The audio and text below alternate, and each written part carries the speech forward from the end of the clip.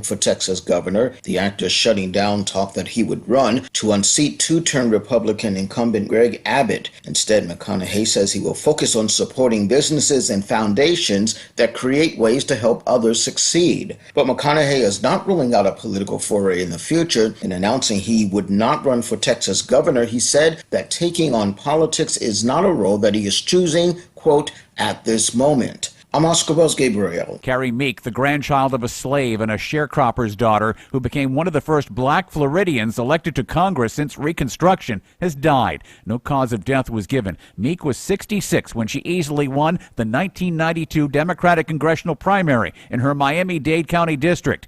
Carrie Meek was 95. I'm Ed Donahue, AP News.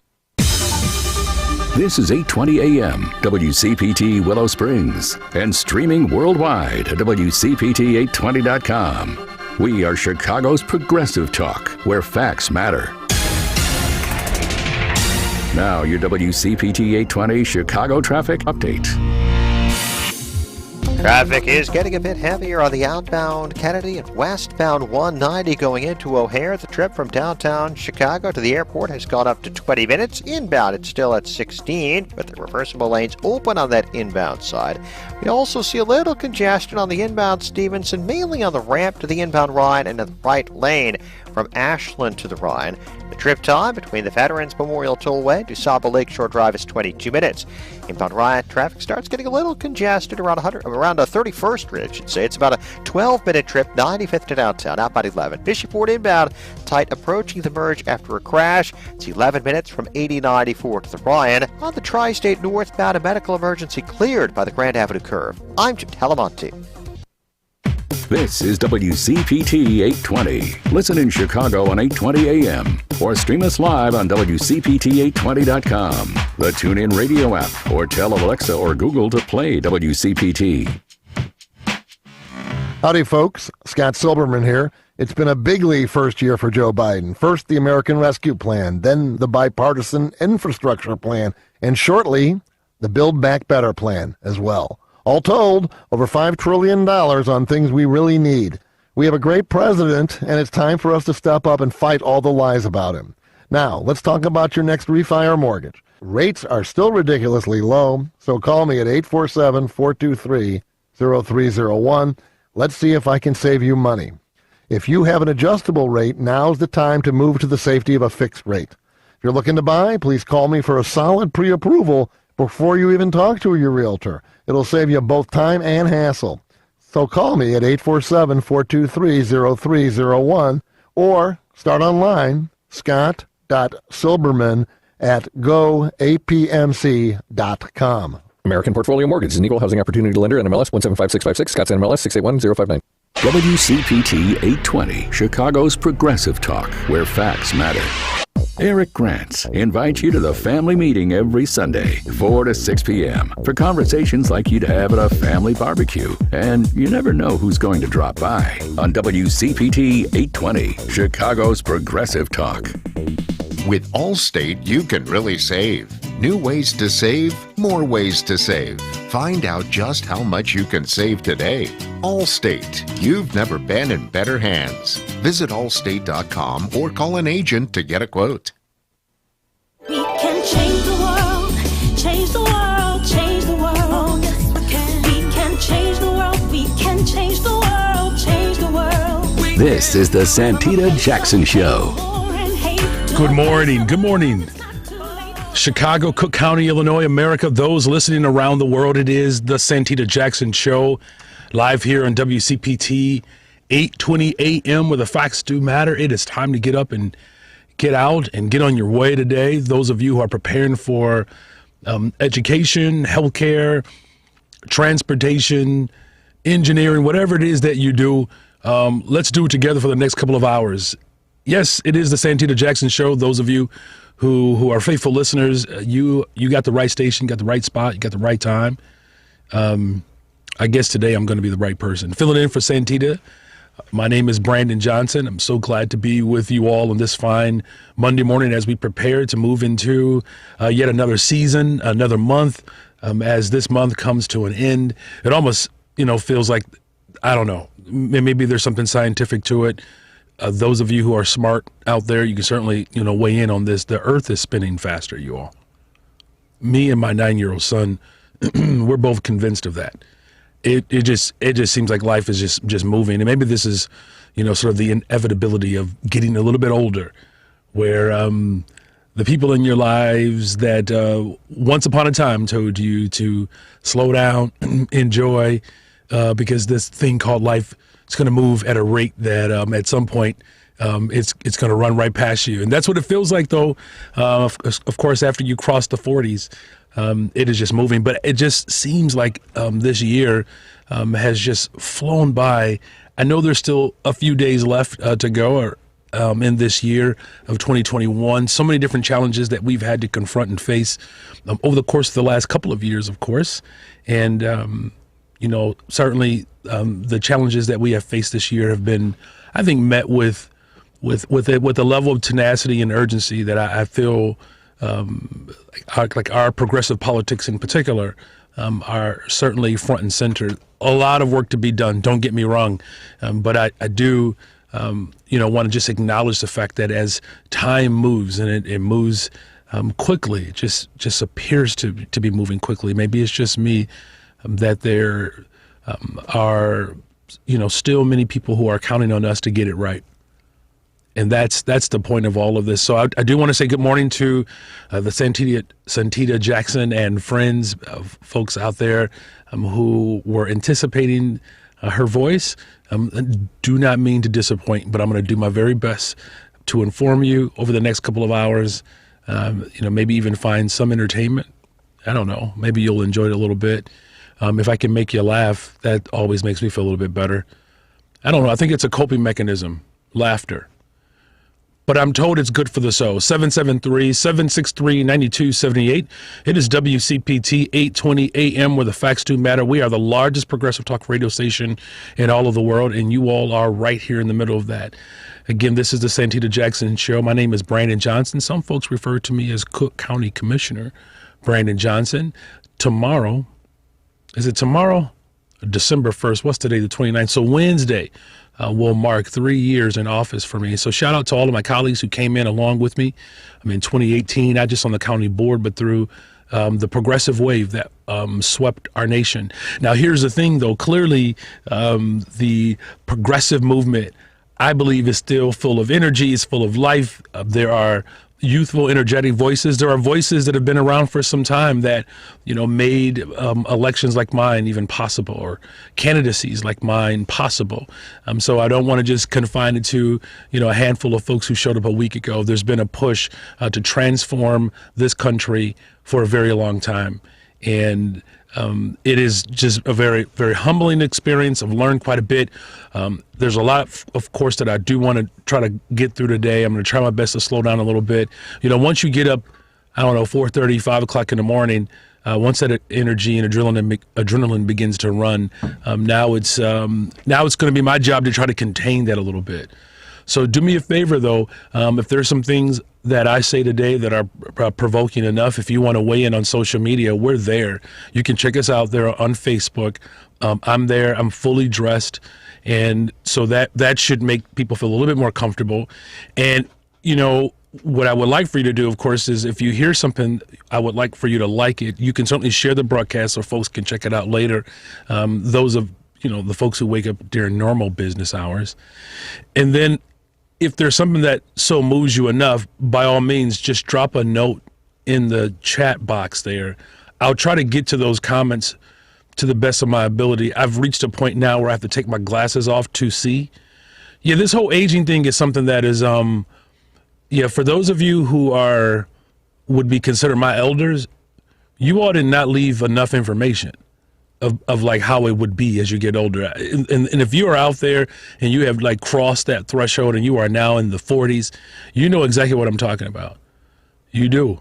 It's like everything takes a little bit longer. It takes me like 3 days to get dressed now. All of my moves are very intentional. You just can't just like move as quickly as you used to. You better hold on to the banister. Look, I'm not saying that I'm an old man. I'm just saying that there are certain moves that I'm just a little bit more intentional about. I have a 13-year-old. He's now 14. My oldest turned 14. What in the world is happening here? I'm going to use this show for a little therapy today. Got a 14-year-old son, trying to help him develop and, as he understands the world through a political lens as a young black boy growing up in the city of Chicago. I have a 9 and 7-year-old. My 9 and 7-year-old, they're pretty carefree, though. They don't have like a worry in the world. It's just like give them Pop-Tarts and like an iPad, and that's raising children in the 21st century. But it's something, if those of you who are raising teenagers, that thing happens quickly. It's just like they're talking to you, they're giving you hugs, and then all of a sudden you look up, the door is closed, and they say like 7 words a week, and there's a headset. That's it.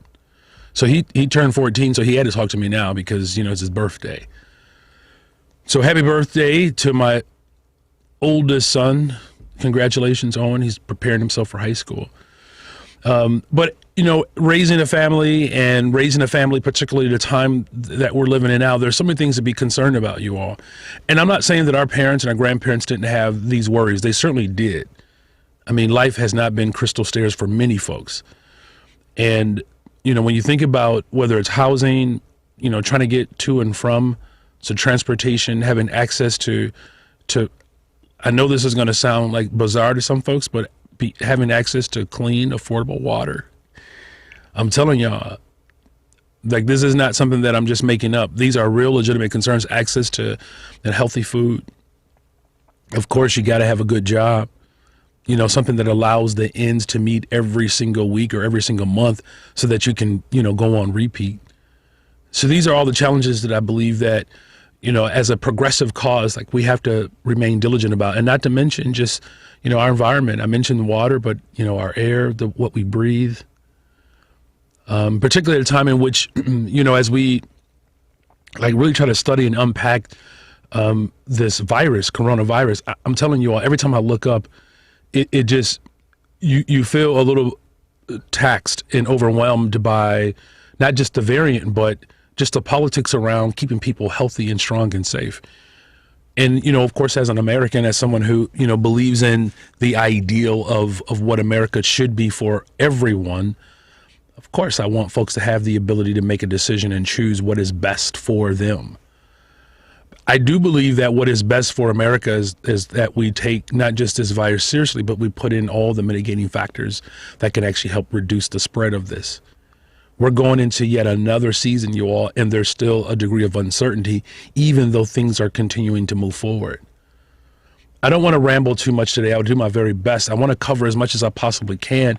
What I'm setting up here is, hopefully you can follow me along here, is that as it relates to not just this pandemic, but the regularly scheduled pandemic that we speak of, probably not enough, but structural inequality and racism that has left and blocked people out of the access that should be guaranteed as a human. And I'm talking about access to healthcare, you all, access to housing. I'm going to get into that in a little bit. Looking forward to our conversation and a great guest that we're going to have today to talk about affordability and housing, but healthcare, housing, of course, good paying jobs that allow for folks to really secure the type of economic stability that's necessary in order for a generation to survive and thrive, hopefully. Look, y'all, I got 3 kids. I'm just saying, like, that alone is an expense. Even if you're living, trying to live in a very, live in a humble way. I don't think we're what is that word? Minimalists. However, even to the best of our ability to contain and to, only have and purchase what's necessary, these things add up. And not to mention being able to afford college one day. I don't want you all to think that I'm panicking. What I'm saying, though, is that there are a lot of folks that live every single day and they're trying to figure it out, you all. And so as much as, I'm grateful and thankful for, this season, and particularly as we prepare for the holiday season, to be more reflective of just how our politics relate to the needs that people have. So that's my big question today. Do you all believe that our politics relate to the needs of today? Take your time, you can unpack it. Do you believe that our politics relate to the needs today? I just ran through a list of worries or concerns or things that I'm faced with just as a husband, a father, trying to make it work in this environment. And as I think about, what so many people endure every single day, and I get the calls, you all, they call the office, and the things that people face on a day to day, I wonder if we're meeting the moment. Now, there are some things that I can run through and celebrate and feel good about, but, at what point do we, feel absolutely positive and secure about the type of politics that we are ushering in? Are we good with our talking points as progressive voices? Are we good with our beliefs, our belief system? Is that satisfactory? Or are we settled in our resolve to see better or to want better? Are we content in that state? I know there's a lot of questions this early in the morning. Trust me, believe me, it's a lot. And my wife appreciates that I'm filling in for Santita today, because then she doesn't have to hear all these questions.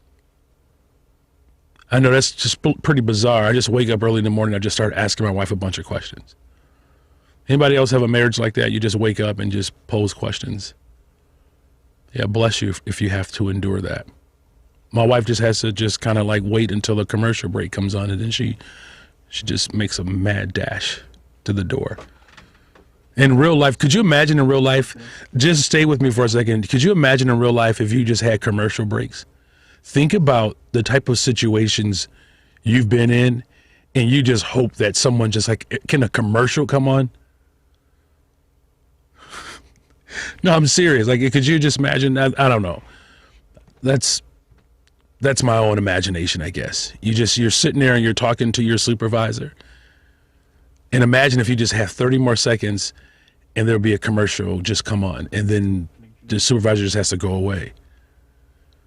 Or maybe you're talking to your children, and no matter how difficult it is as you talk to them, they just go on and on and on. Have you ever heard a 9-year-old just go on and tell a story just over and over again? And you got to act like you're interested in hearing what your 9-year-old has to say, and they want to finish it. And you're just like, man, I wish a commercial were to come on. Don't judge me. If any of you are judging me right now, shame on you. There's no condemnation for folks like me. You can't condemn me. I'm just saying, like, could you just get to it already? All right, maybe that's what you're asking me to do. 773-763-9278. I do have this larger, big question, political question. Have essentially the experiences that people are living through right now. Have our politics? There's a certain, I think, just a human responsibility and maybe even some level of an obligation that I believe that our politics have in this moment. But I think if we could just think beyond what our obligations and responsibilities are, I have them every single day. There are responsibilities that I do have as an elected official, as a husband, as a father, but there's something deeper inside of me that there's a desire for me to get it right. There really is. Now, if I can just convince my family of that.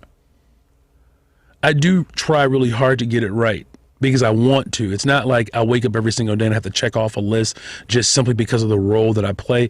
There's actually a desire. And so the reason why I'm asking this question, because sometimes you just witness certain aspects of our existence and you can tell, you all know what I'm talking about. Come on, where things are being done just simply out of obligation. Yes, people are taking on some responsibility, but it occurs to me, imagine if we actually took our responsibilities to another level. And maybe obviously I'm answering the question, I'm posing the question, I'm answering it, because I'm not entirely convinced that we have met this moment based upon the needs that exist. And I'm coming from someone who just voted on an $8 billion budget, one of the largest budgets, in fact, the largest budget in the history of Cook County government, one of the largest budgets in all of the world, right here in Cook County. $8 billion budget. The needs are enormous, you all. And look, you don't need me to give you a long lecture or offer a list of evidence to substantiate my claim. It's real. You all see it. 50%, at least half of the residents of Cook County cannot afford to live in Cook County. And here's the thing, you all. There's been a real ominous decline of black residents in particular out of the city of Chicago and out of Cook County. There's a story that I think is worth discussing that lays out just the challenges that people are having and why Chicago and Cook County has just become more and more difficult for people to actually exist and live in. That's tough. So I'm raising this question, you all, because maybe there's some things that I'm too far into the forest. I want you all to help me out today. Maybe I'm too far in the forest, and so it's hard for me to see the trees. I'm not saying that there aren't good things happening. I believe that our politics have certainly begun to shift the trajectory of where this country, I believe, just where it wants to go. And I don't mean that in a sinister way. I just believe that our country, its proclivities are not necessarily aligned with our hope. It's just not, right? And I'm talking obviously specifically as a black man, of course. Don't get me wrong. I'm not dismissing that. I'm just saying that my experiences as a black man in the city of Chicago, there's a view that I have that I would imagine is slightly different than others. And absent living that experience, maybe it's hard for folks to digest. You got to take my word for it, though. Are we as a nation? And this is not just simply politicians. I'm talking about the will of the people. Are we even demanding enough? And of course, this question about what is enough. Here's what I do know, though. Here's something that I think is worth lifting up. Particularly now, there was a report that was done. This is a couple of months old now, though. But this was in a major news publication, and we'll get into this a little bit. The top 1% of Americans have taken, $50 trillion from the bottom 90%. I mean, how secure can you be in a city when the top 1% is grabbing and, quite frankly, hoarding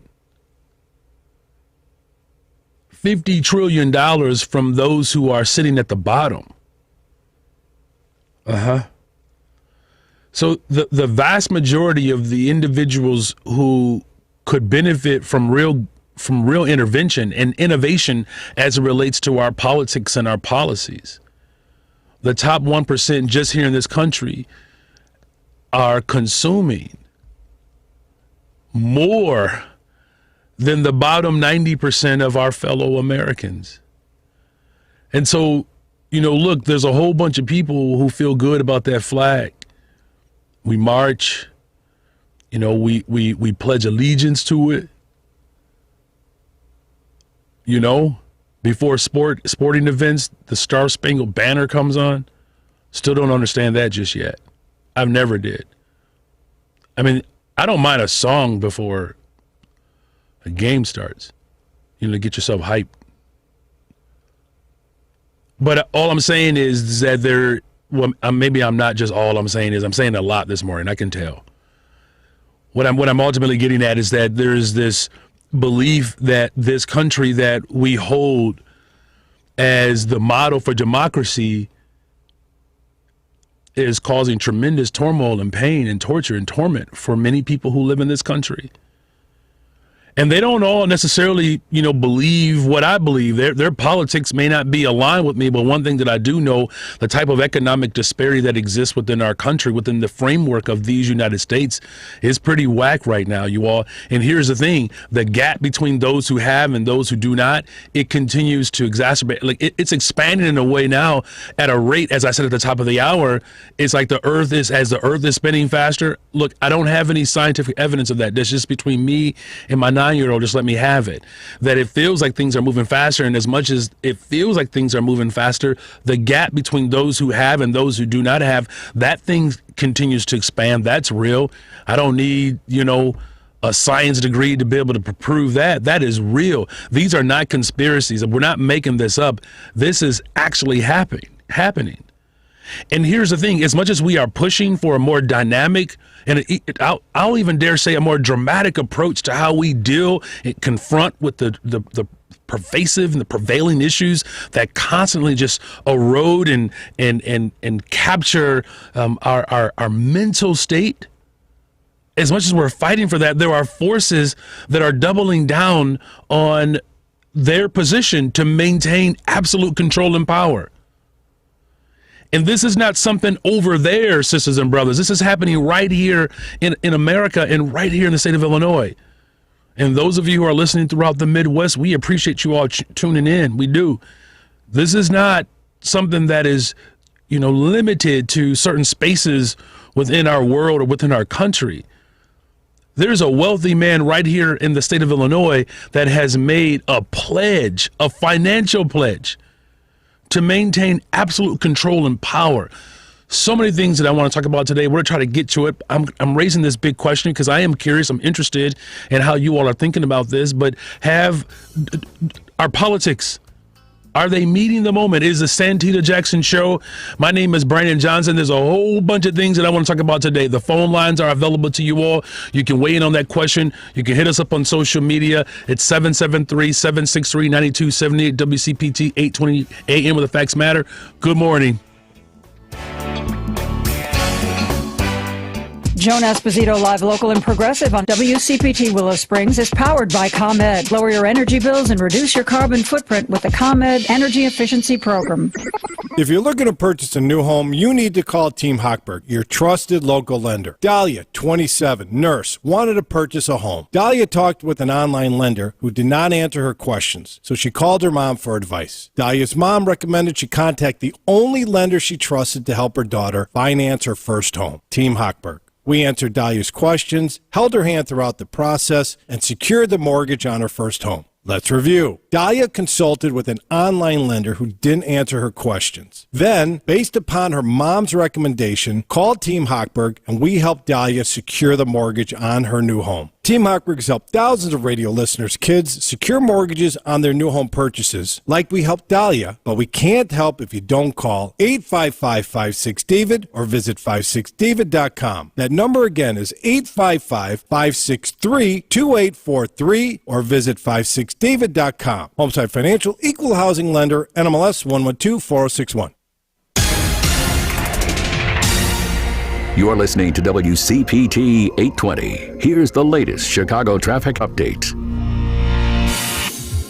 In Hodgkins, there's a crash at 67th and LaGrange Road, just north of I-55. Have a report of a vehicle overturned, so expect congestion on LaGrange Road. On the inbound Stevenson, we see more routine delays, 83 to County Line and Cicero to Pulaski. It's a 31-minute trip time from the Veterans Memorial Tollway to DeSaba Lakeshore Drive. Inbound Kennedy, 26 minutes, O'Hare to downtown. Outbound 29 with delays kicking in at Nagel and heading to the airport area. The inbound Eisenhower, it's now 40 minutes, 390 to downtown. Outbound 35, there is a crash at Racine in the right lane. The Ryan clocks in at 15 minutes, 95th to downtown. I-57, 12 minutes, I-80 to the Merge. Bishop Ford the same. I'm Jim Talamonte. The Hal Sparks radio program. There are millions of people in the United States who are avoiding getting vaccinated. Not because they were anti-vax 6 years ago or 2 years ago or even genuinely that way now, but because it is literally just an act of stubborn fealty to Donald John Trump. Hal Sparks, Saturdays from 11 to 1 on WCPT 820, Chicago's Progressive Talk. When the forgotten poor are in need of healing, they wait for a ship unlike any other. Mercy Ships, a floating hospital staffed by volunteers, heroes of mercy who donate their time to save lives. Every human has the right to have a place at the table of the human race. If you could just see the smiles that you get when lives have been changed, then it would make it all worth it. To learn more about Heroes of Mercy, go to mercyships.org. I was in the middle of the Atlantic Ocean when it happened. There was a sudden jolt and our submarine crashed on the seafloor. We were in total darkness. That's Dr. Dejana Figueroa, a marine biologist and STEM teacher, talking about a deep sea dive she'll never forget. It's funny, when I was a kid, I was afraid of the ocean, and there I was, 2 miles below the surface. But as a scientist, you prepare for that. Using our training and a little creativity, we fixed the sub and finished our experiments. The dive was just too important. Every dive gives us glimpses at things few people ever get to see. Glowing creatures, fiery undersea volcanoes. When we got back to the surface, I kissed the ground and called my mom, of course. But you know what? I wouldn't trade that dive for anything. Dr. Figueroa uses her passion for STEM to discover new things and make the world a better place. She can STEM, so can you. Check out She Can STEM for more stories and inspiration. A message from the Ad Council. We can change the world, change the world, change the world. Oh, yes, we can. We can change the world, we can change the world, change the world. This is the Santita Jackson Show. Hey, good morning. Welcome back to the Santita Jackson Show. So good to be with you all on this fine Monday morning. It is the Santita Jackson Show. If you're just waking up and you're tuning in and you were looking for the wonderful, what is this? How do I say this word? Mellifluous voice of Santita Jackson.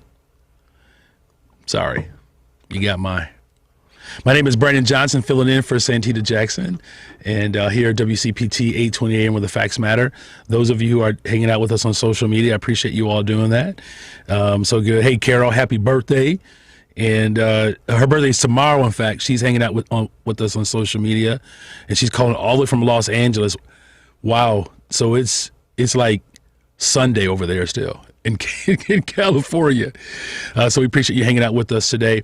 Look, those of you who are, again, getting prepared and ready for the day, please be safe. And, we're rooting for you today, particularly to all of our educators that are preparing to receive the brilliant minds that are coming across, whether it be virtually. If those of you who are in quarantine, there are some folks that, believe it or not, we're still in the pandemic, you all. Be safe, wear your mask, keep your distance, keep washing your hands. I'm encouraging folks to get vaccinated. If you're not vaccinated, get a regular check every single week and be responsible. We can actually help defeat this and give more people opportunities if we actually take not just the virus seriously, but take the humanity of those sisters and brothers around us as we are part of a larger global community. Let's do our very best, our very best to help heal not just this nation, but our world. So I'm raising this question today, you all, about are we meeting the needs and the demands of this moment? The lines are available to you. We got folks who are calling in, 773-763-9278. I promise you I won't make you wait. But here's the thing, though. I have a guest. Believe it or not, someone actually decided to get up with me early this morning. I consider to be a friend, a true a voice of reason, but someone who has been on the front line fighting for our communities, has a very, very long, I think, distinguished career. She's the executive director of the Oak Park Regional Housing Center.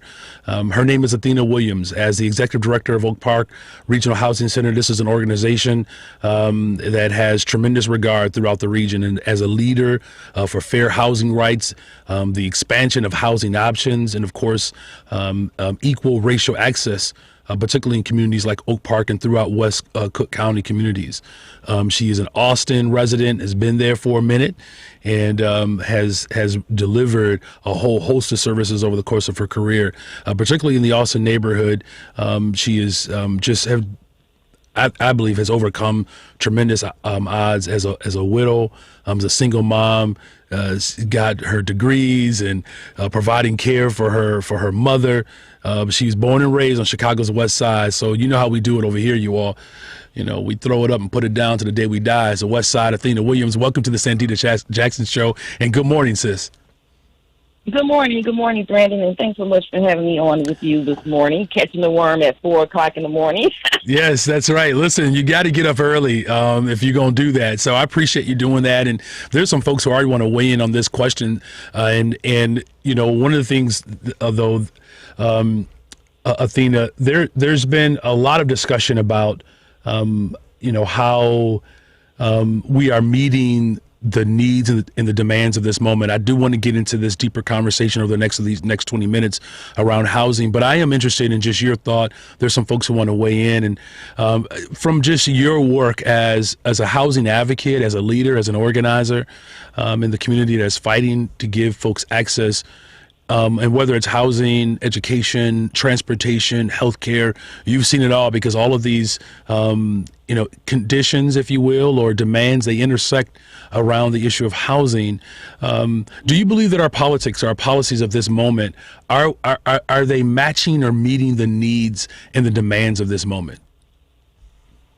Well, that's a loaded question, Brandon, because what this moment has given us or has shown us, because we are in, as you mentioned earlier, we are still in pandemic mode. So what the demand has shown us, it has uncovered a lot of issues while we are trying to meet the demands of the moment, but we are uncovering issues that we need to continue to address, if that makes sense. Mm-hmm. So, for example, we have a lot of people at the Housing Center. Of course, as you spoke, I'm going to talk a lot about housing. There's a huge, there's been a huge support for rental assistance. However, as we began through our agency, as we began to meet with these residents one-on-one to find out that it's not just about rental assistance, it's about the entire holistic picture of that individual apartment unit. Whether it's a gig worker who did not understand that he was still supposed to file his income taxes so that he can show how much money he used to make so that he can apply for rental assistance. Whether it's the people who were having issues prior to COVID. We have a lot of residents who come in right now who had issues prior to March of 2020. How do we help them? So are we meeting the need at the moment? We're meeting the need for this pandemic, but we're not meeting the holistic needs that have come along with the pandemic, even pre-pandemic work, and moving into post-pandemic work. I know that was a loaded answer to you. No, it's perfect. And so those of you who are just tuning in to the Santita Jackson Show, my name is Brandon Johnson, just filling in. Don't panic, Santita is still good. And I'm really grateful for the work of Santita and, of course, her family, Reverend Jackson, who's been a tremendous, just a blessing, a mentor, humanitarian, not just for those of us right here in his front and backyard, but around the globe. And we're talking to Athena Williams. She's the executive director of Oak Park Regional Housing.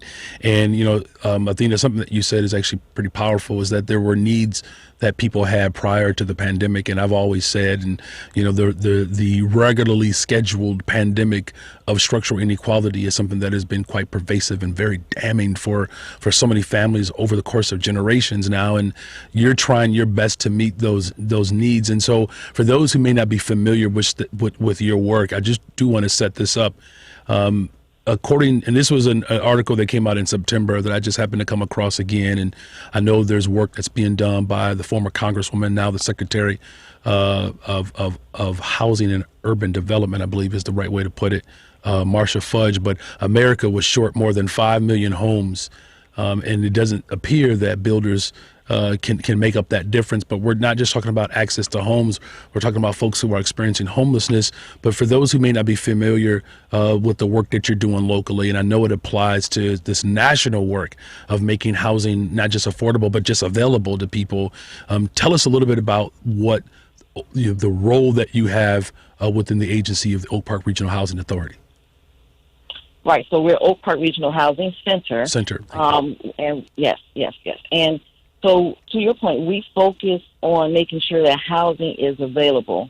So we've had a strong sense for the last 49 years to make sure people were welcome in the Oak Park community, but that has expanded within the last 15 years to make sure that people in our entire Greater West Side region have access to housing, access to affordable housing, access to integrated housing. And what that looks like, Brandon, is trying to create a sense of accessibility, if you will. So, of course, to your point, homelessness is a huge issue, but we also have people who are living 2 to 4 families in one household. That's also a form of homelessness, but they're being able to do that because they're supporting each other with their incomes in that household, while it's still not favorable for that particular household. So what we do, we try to meet people where they are, see what their need is, and then we literally try to work with property owners to find out, who can accommodate a person that's having this situation. We're more of the sense moving into the space of housing navigators, if you will, because there are so many different issues, so many different situations that people need to be addressed. And it's really a situation where my team, which is really small, but we're working one-on-one with individual apartment seekers or apartment renters with individual property owners to mesh them up. And we're not just doing that, we're doing that in the entire region, because there's a need. The need is so magnificent. So Athena, if you could, this would be helpful, if you could just offer, without, going into, well, I'm not going to tell you what you can't go into. When you say that when folks show up and they're looking for housing and you said there are a host of other issues that just intersect with that need.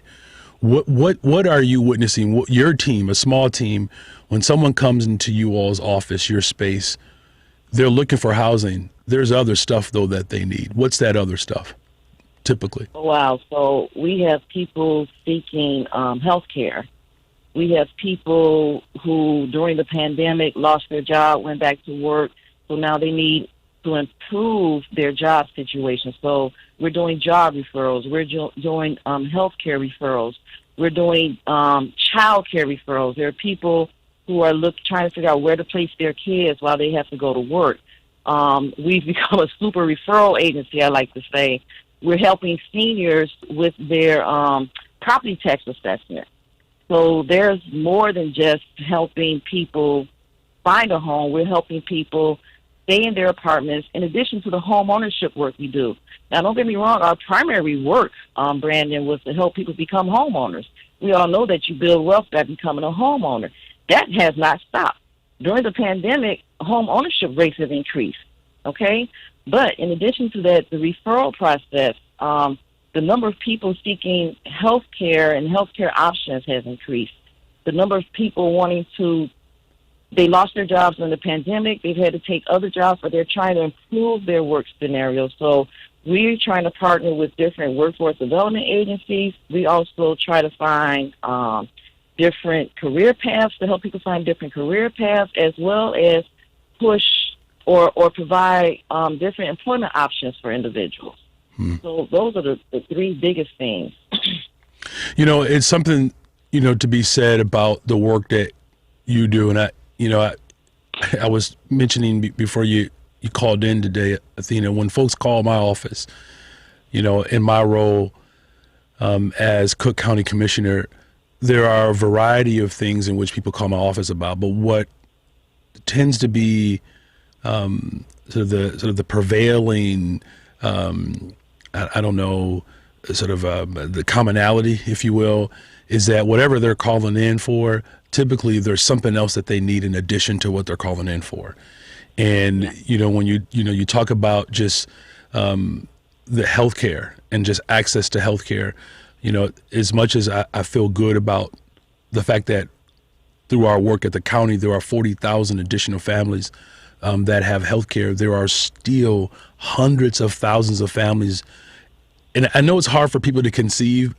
Maybe it isn't, but for most folks who are doing okay, or they're in a decent situation, most folks have no idea like how grave the situation is for folks and how isolating and debilitating poverty can be, and how insecure people's lives are, simply because not only do they have nowhere to live, or they're struggling to keep those ends meeting so they can have somewhere to live, but they're also suffering through so many other aspects. And then what happens, Athena, and I know you've seen this, that these issues become, they compound, and it just gets worse and worse. And by the time they sit down with, someone like you and your agency, and thank you for the work that you are doing, they find themselves in just a very desperate state. And, I'm not going to ask you to preach this morning, but I do wonder, like, through your work, how do you instill just confidence in people to just stay at it, while at the same time demanding that the politics and policies can help meet those demands? Because I know, Athena, I know you show up to work every day trying to figure out how to help folks, but you're also trying to figure out how to make politics a little bit better so that your help can go a little bit further. So how do you do both? How do you make sure that you're instilling a little bit of hope, giving some direction, while also pushing the politics to meet these demands? So there's two things. There's what's called the front office and the back office. So the front office is where my team, because I'm nothing without my team, which is, my staff, I refer to my staff as my team, they're there to do the hands-on, they do the compassion work. I have about 2 to 3 people that do nothing but do follow-up phone calls just to ensure people the steps that we're in the process with their case, to find out what their additional needs are, just almost like a well-being check. I mean, we even have a pre-survey when you walk into our office that's called Health Starts at Home. There's 10 general questions that basically only 2 questions have to do with your housing situation, right? But that's the front office work. But then there's the back office work where me and my admin team, there's 5 people on my admin team, they're my associate directors, where we literally do the policy work, where we're in the community working with leaders or the government leaders and the leaders around, these are what the needs are. We have direct contacts with the city, with Cook County, with the state, where we actually do a lot of our work to say, okay, this is what we see that's going on. How can we change this? What ordinance or what policies can our team be a part of to make sure that it's effective for the things that we see in our front office? So that's how I and my agency deal with the on the ground as well as the political or the policy making for everything that's happening in our community. And you have to have both. So I'm going to put you on the spot here a little bit, Athena. And listen, I'm one of those politicians, and I've said this to you before. I mean, I don't believe no one should be excused or exempt from, having the type of, constructive feedback that's necessary, that's going to actually, hopefully, we believe, transform people's lives. Do you feel or sense the urgency that's coming from the political space? I mean, considering the demands that you are, that you're seeing on a day-to-day, I was mentioning before that you jumped on, Athena, how it just feels like the earth is spinning a little bit faster. But what I do know for sure is that the wealth gap between those who have and those who do not have, that is certainly expanding faster. Are we keeping up, like politically or from a policy standpoint? And are there some things that you could envision, maybe without getting into the details, of some things that we can do through ordinances or through legislation that can help mitigate some of the confrontation that, quite frankly, that we're dealing with when it comes to housing insecurity and joblessness and the lack of health care? Does that question make sense?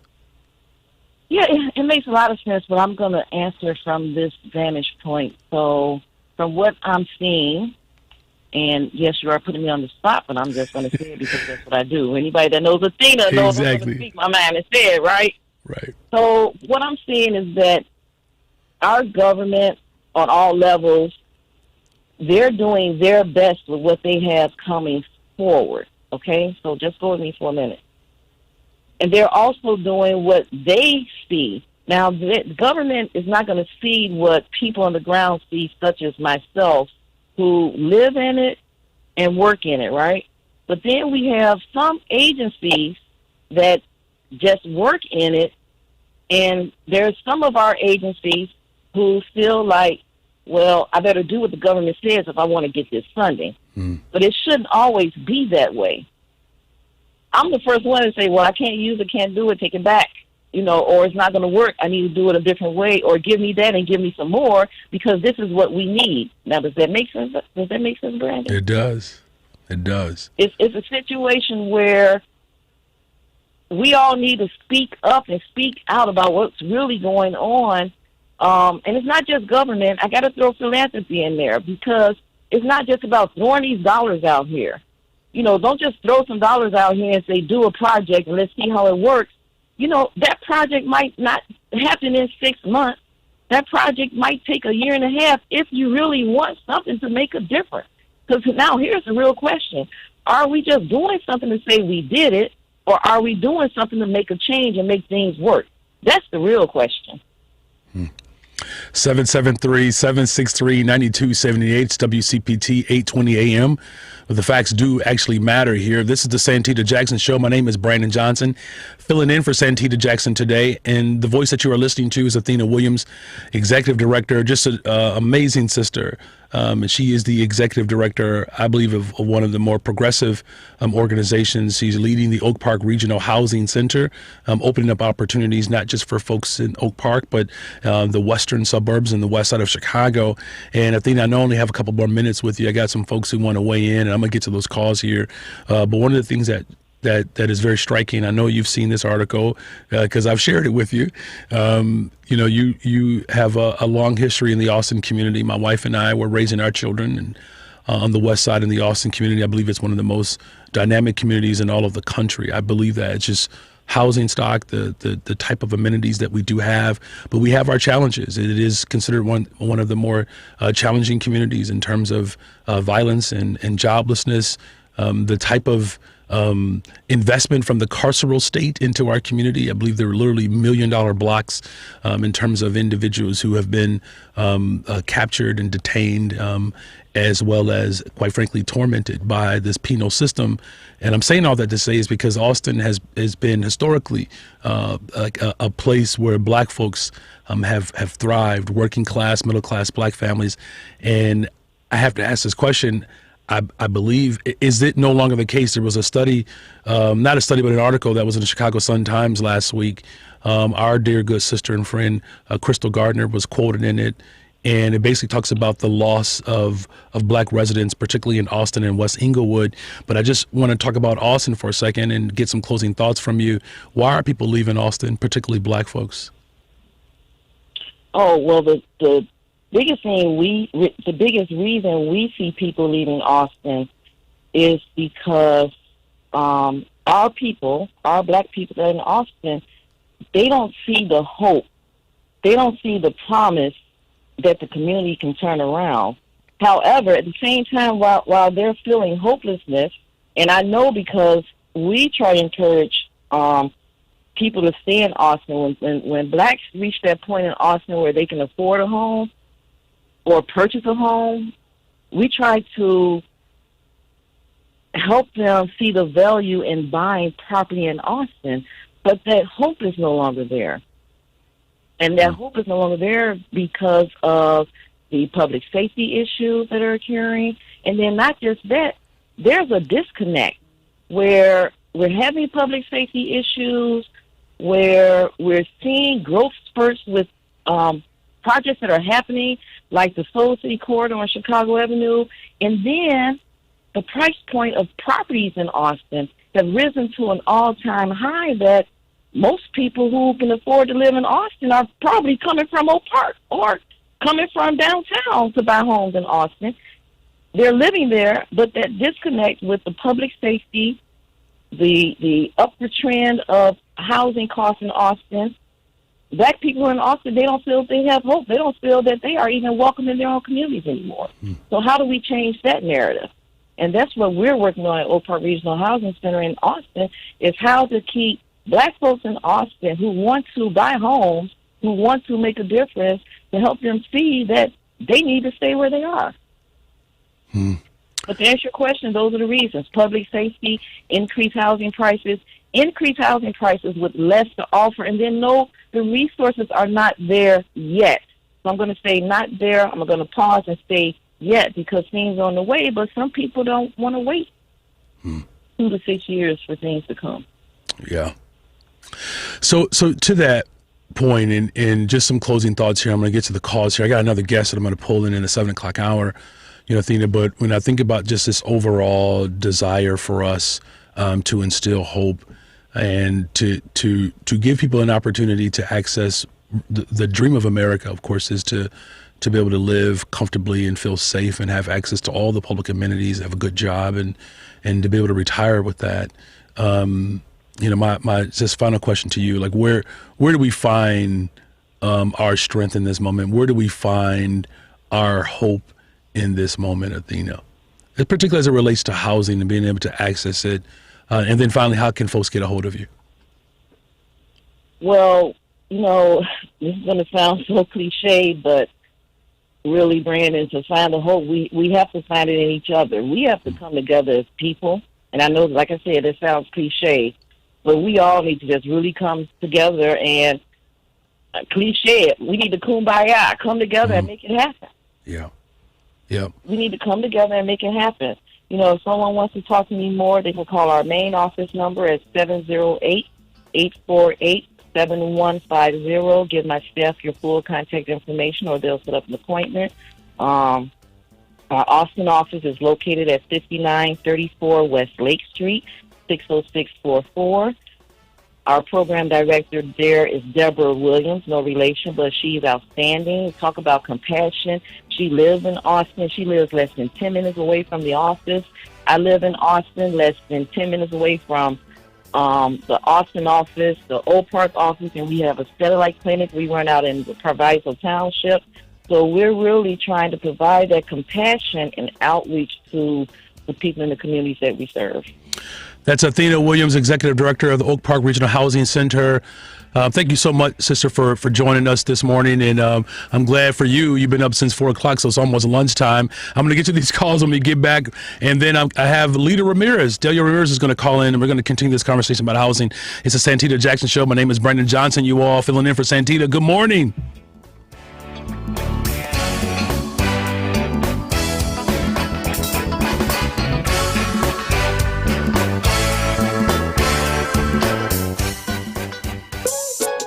If you're worried your friend may be struggling, remember, you don't have to be there to be there.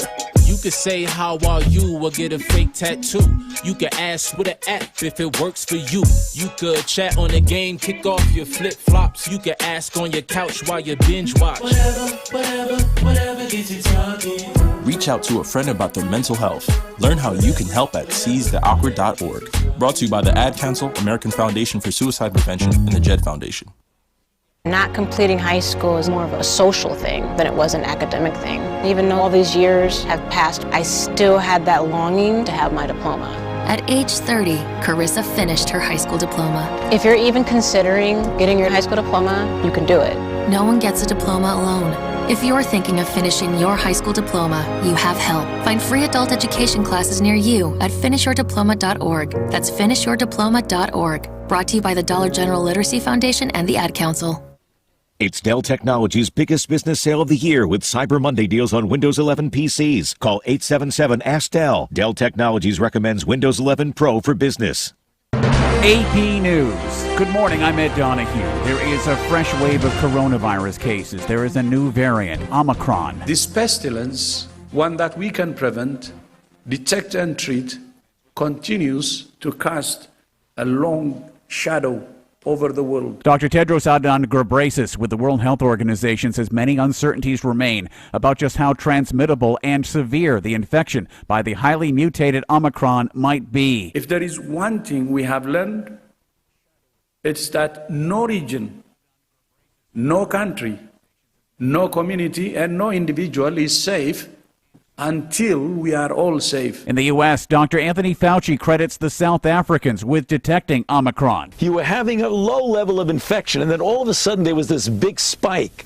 And when the South Africans looked at it, they said, oh my goodness, this is a different virus than we've been dealing with. Dr. Fauci was on NBC's Today Show. Japan announced it would suspend entry of all foreign visitors. Portuguese authorities are investigating whether some of the infections there could be among the first reported cases of local transmission of the variant outside of southern Africa. French authorities are waiting for laboratory confirmation of 8 suspected cases of the new variant of the coronavirus involving people who had been in southern Africa. Australian authorities announced they would delay plans plans to relax border restrictions by at least 2 weeks. European stocks and oil prices rebounded today, while Asian markets fell further after the coronavirus variant was found in more countries. 2 years after Jeffrey Epstein's suicide behind bars, a jury is set to be picked today in New York City to determine a central question in the long-running sex trafficking case. Was his longtime companion, Ghislaine Maxwell, Epstein's puppet or accomplice? Maxwell is accused of acting as Epstein's chief enabler, recruiting and grooming young girls for the late financier to abuse. This is AP News. The trial of actor Jussie Smollette starts today in Chicago. While the defendant is remembered for his work on and being fired from Empire, the two brothers that prosecutors say Jussie Smollette hired to help him stage his own hate crime are expected to take center stage. The siblings who worked with Smollette on the TV show are expected to testify that Smollette paid them $3,500 to pose as his attackers. Smollette is charged with a felony for lying to police about the attack, in which he claimed that he was set upon because he's black and openly gay. Legal experts say even if convicted, Smollette will probably end up getting probation and or perhaps community service. I'm Oscar Wells Gabriel. The World University Winter Games in Switzerland were canceled to help stop the spread of the new coronavirus variant. Organizers of the Winter Universiade in Lucerne cited highly dynamic developments in the pandemic and related incoming travel restrictions for the decision. I'm Ed Donahue, AP News. This is 8:20 a.m. WCPT Willow Springs and streaming worldwide at WCPT820.com. We are Chicago's progressive talk, where facts matter. Now your WCPT 820 Chicago traffic update. On Chicago's southwest side, several ambulances have reported to a house fire in the 5700 block of West 64th Street. That's just west of Central. Veterans Memorial Tollway northbound traffic is stop and go from 63rd to before Ogden. There was an earlier crash. It takes 35 minutes to get from I-80 to 290 at the Kugelman interchange. On the inbound Edens, delays start at Cicero. It's 19 minutes till they cook to Montrose. Kennedy, 39 minutes O'Hare to downtown. A little quicker in the express. Outbound 35 minutes downtown to the airport. Eisenhower, 44 minutes, 390 to downtown. Outbound 28. Stevenson, 39 minutes from the Veterans Memorial to DeSable Lakeshore Drive. The Ryan, 19 minutes from 95th. I'm Jude Talamonte. Audible is the best place to listen for everything you're into, from comedy and motivation to popular podcasts and best-selling audiobooks. Right now, take advantage of a special holiday offer and save 60% on your first 3 months. Learn more and sign up at audible.com. Hi everyone, it's me, Tooth 19. I can't believe I'm watching my brother, Tooth 30, get his first root canal today. I told him that black hole didn't look pretty. It got so painful it kept all 32 of us up last night, in agony. Thank goodness Total Dentistry could see him right away. Oh, there's the needle. But wait, he didn't even flinch. I thought a root canal would be much worse. My brother, Tooth 30, is sleeping through all of this. The Total Dentistry team makes this look so easy and simple. Maybe it's because they do this every day. Well, my brother 30 is done now, and he doesn't even remember a thing. Maybe now we can all get a good night's rest. I love Total Dentistry because they know teeth are people too. Total Dentistry, 847-358-2477, or visit totaldentistry.org. Total Dentistry, a general dental practice like no other. Hey, looking for a winning team on a winning station? You found it right here on WCPT 820 AM. Join the marvelous one, Dan Marver, the palacious one, Paul Shivari, Sports on the Couches, Mike Mercado, and yours truly, Devin Tingle, every Sunday at 9 p.m. for the Sports Cubicle, where the inmates run the asylum, and the boss, well, they yell at us on Monday morning because we're working overtime. Looking for your late night dose of sports talk radio? We're here. Join us on the Sports Cubicle Sunday nights at 9 p.m. Moving and eating better every day can help make you and your kids healthier. Search We Can online to find out more. A message from the Ad Council, HHS, and NIH's We Can program. We can change the world, change the world, change the world. We can change the world, we can change the world, change the world. This is the Santita Jackson Show. Hey, good morning. It is the Santita Jackson Show, live here on the largest progressive talk radio station in the entire world. And it's right here in Chicago, Cook County, the state of Illinois. Those of you who are listening around the country, we appreciate you, whether you're on the East Coast, where you are a little bit ahead of us, or if you're calling from California or watching us via social media.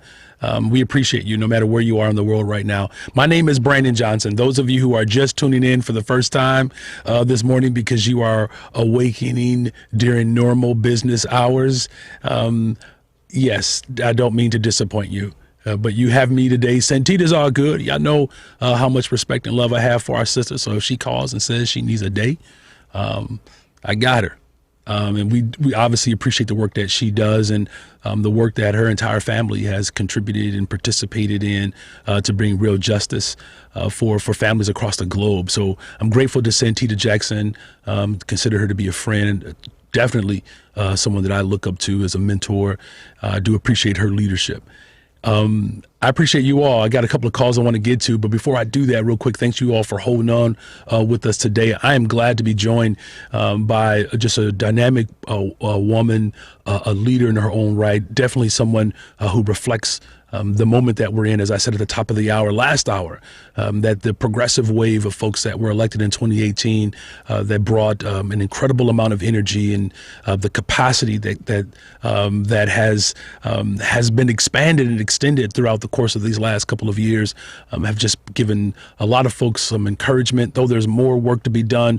But this young woman has brought just a level of energy and a tenacity to the work in the Illinois General Assembly over the last couple of years. She just got here a couple of years ago, and she's already leaving her mark. And she is the state representative of the 4th Representative District, representing the northwest side of Chicago, considered to be a friend and a true sister. And I'm definitely feeling loved by her. For her to get up this early in the morning to come hang out with me, that's pretty remarkable. Leader Ramirez, good morning. How are you doing this morning, sister? Good morning, Brandon. I am doing okay. No coffee yet. It's 5 a.m.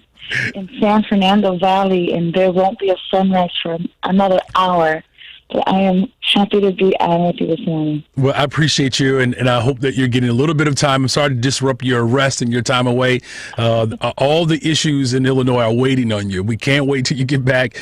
Please be safe out there. Of course, give my best in regards to your incredible partner, Brother Hernandez there. And, before you jumped on, we were talking to Athena Williams. She is the executive director, Leader Ramirez, of the Oak Park Regional Housing Authority. And she does work not just for Oak Park, but the western suburbs as well as the west side of Chicago. And there's a tremendous need for housing. The insecurity that exists within housing throughout the country. I mean, you're hanging out on the West Coast for a little bit, and the price to live in San Francisco and San Francisco and Los Angeles and Oakland is just getting more and more expensive, and housing is becoming one of those I don't know if I want to call it a commodity, but it's one of those amenities, if you will, or necessities that it's just not working out for everyone.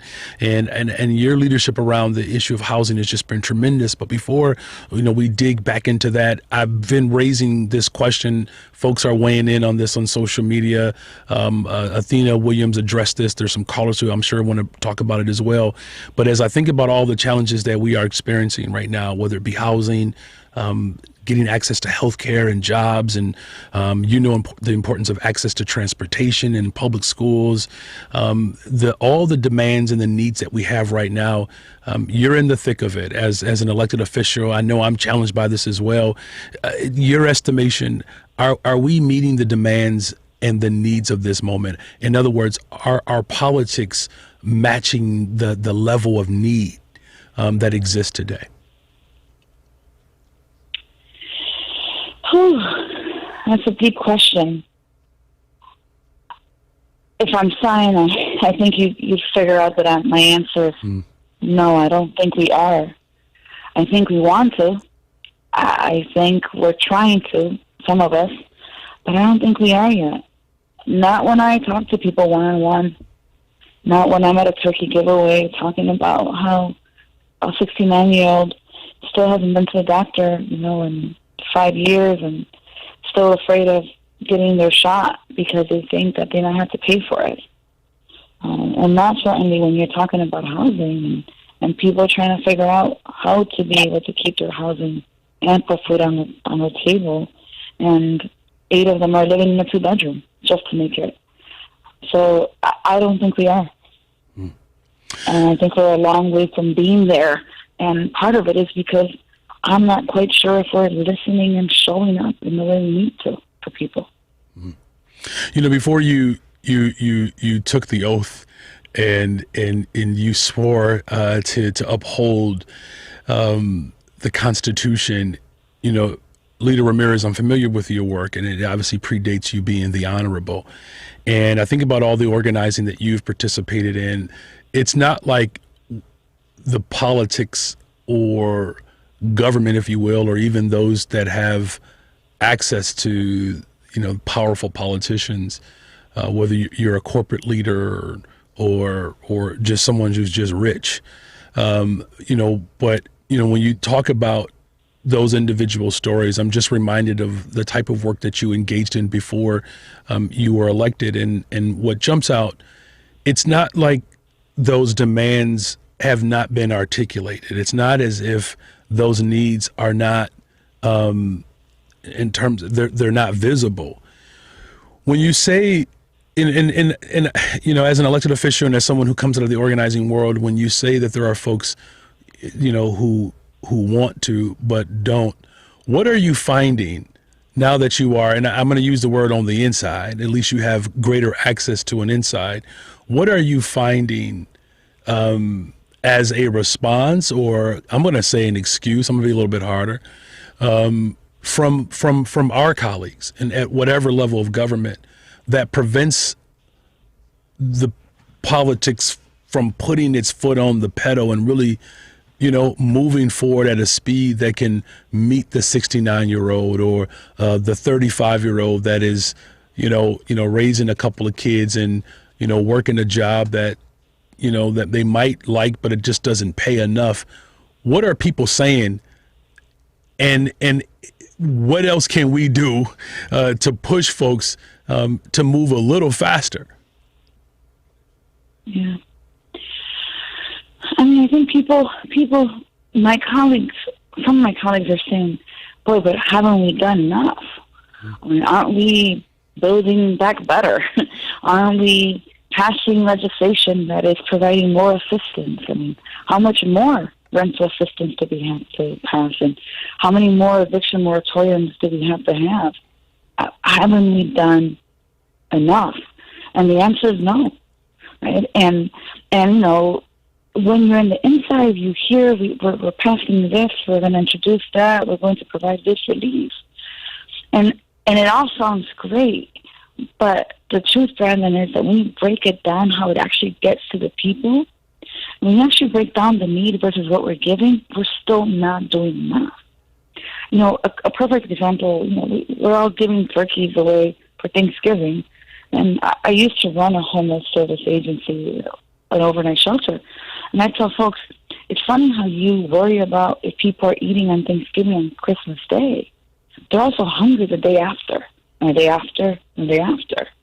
So let's not forget about the hungry the day after. But, you know, we go through that experience, we feel really good about it, and we take a bunch of pictures, but we never really ask ourselves, so what's going on with that person the next day and the day after?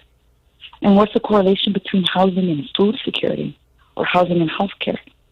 And I'll give you a quick moment. I had a story I had from just last week in one of our turkey giveaways. I must have talked to about 30, 35 people as I gave a turkey away. And I introduced myself and then asked them, how are you doing? You know, how's your housing? You know, do you know that we still have a rental assistance program that's going to be opening up next week again? And we'll be able to provide up to $25,000 in rental assistance. And no, if your landlord doesn't want to participate, no, it doesn't mean you're not eligible. Yes, you can get assistance. Man, you're 69 years old and you say you don't have health care and you have never had health care and you're undocumented. Did you know that we provide Medicaid coverage if you're eligible in the state of Illinois? And then the common theme was people just didn't know People just did not trust that these programs were real, and people didn't know that they actually qualified and they could actually get service. So then it tells me, what are we doing? Because what I'm hearing from the state agencies is, well, people haven't applied, and people must not need it. But when you actually show up as people, people are in desperate need. The issue is access, trust, and we're not showing up where people are to actually help them get the service. We're failing them. For those of you who are tuning in this morning, this is the Santita Jackson Show. My name is Brandon Johnson, filling in for the great Santita Jackson. We're talking to State Representative Delia Ramirez. She's one of our leaders in state of Illinois and Springfield, tremendous advocate for working class families, for black and brown families all over the state of Illinois, and has been a real bright spot in our push for progressive politics, and was a part of the 2018 transformation that the state of Illinois has gone through as a result of the work that she did before she was elected. And, I'm glad that you mentioned the work that you've done prior to your role as state representative. I was a part of an action last week or 2 weeks ago.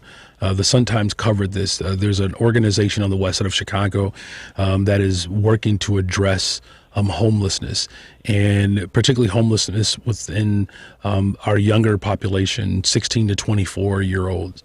And 65%, Leader Ramirez, of homeless youth in the city of Chicago are black families. And, when you talk about just the challenges of trauma and abuse and neglect, speak to us a little bit about just your policy agenda, everything from lifting the ban to the rental assistance. You've led some tremendous fights to not just raise this issue, but to begin to address these needs. And the last thing that I'll just raise, I know this is a lot to throw on you this early in the morning, but not just your work around dealing with homelessness and your work in Springfield to really call more attention to housing insecurity, but your work to bring justice for young people.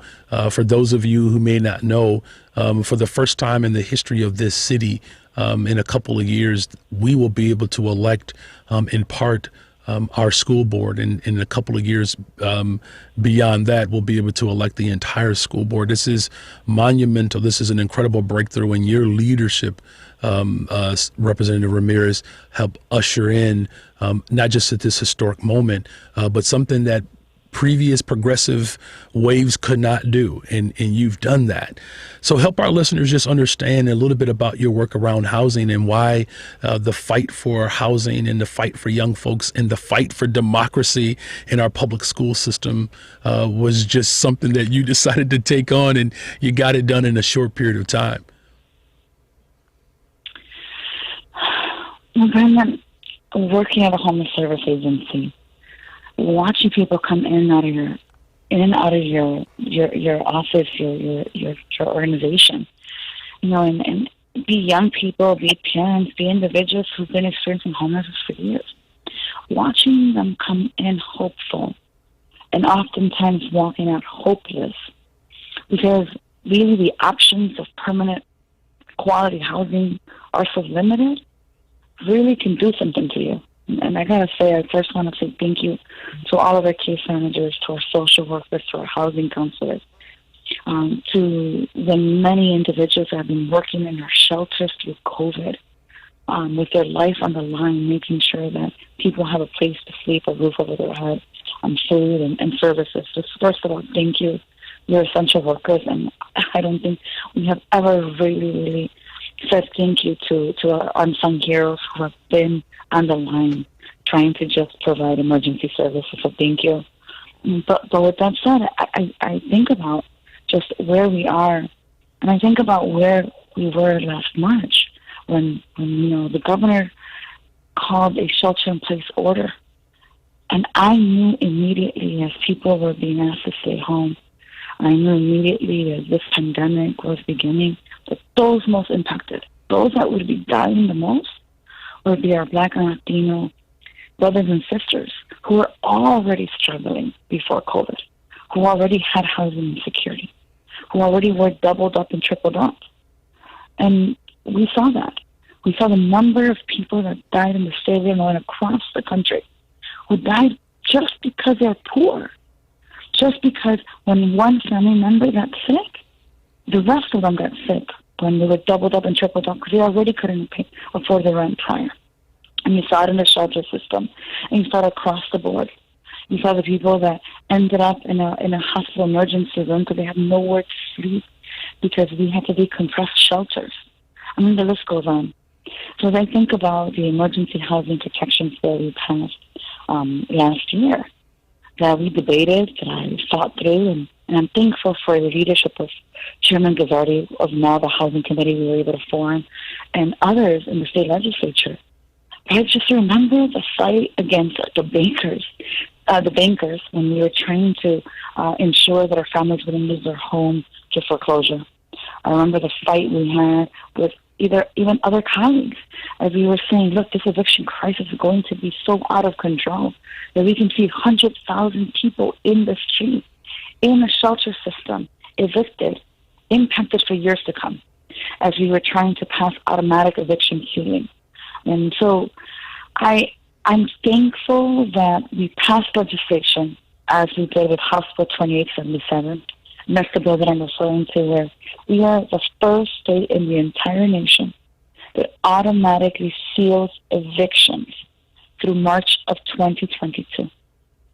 That means that with this eviction moratorium being lifted in the state of Illinois a couple of months ago, and the thousands of eviction filings we have already seen, and the eviction judgments we're already seeing, as people still have not recovered from this pandemic, at least this eviction filing or judgment will not be on the record and won't impact them for the next 7 years.